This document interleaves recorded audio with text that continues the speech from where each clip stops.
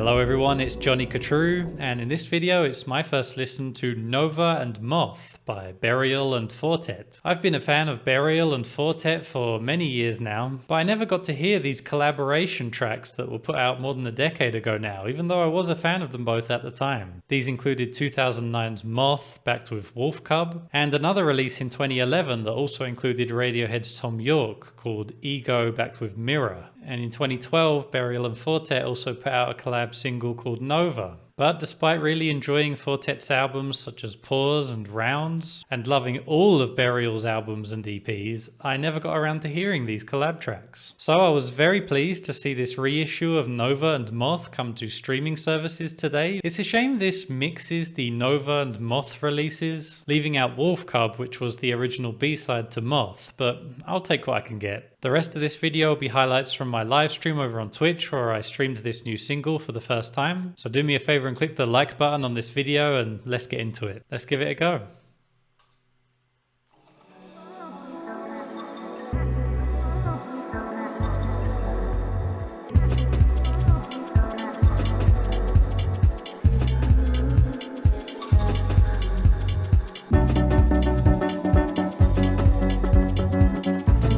Wasn't expecting this kind of driving techno beat from how it started.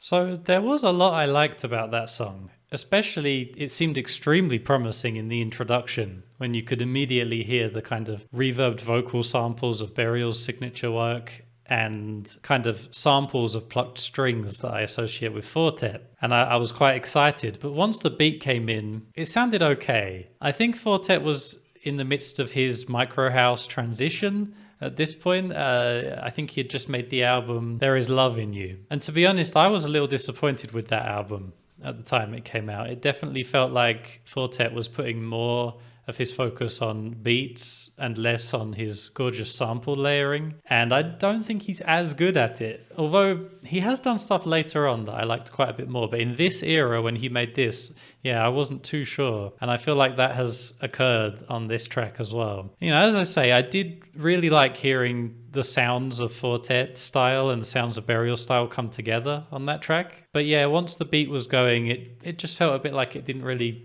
go anywhere too satisfying. Let's give track 2 a try. It's called Moth.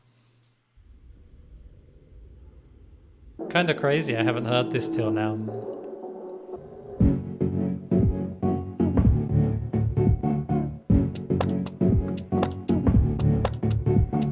Oh yeah. It sounds like samples chosen by Burial but then edited by Four Tet. God, this is so much stronger than the first track.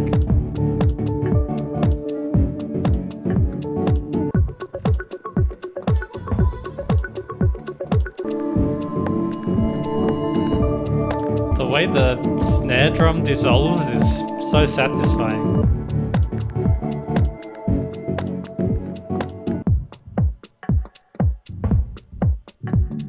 Yeah, that was really satisfying.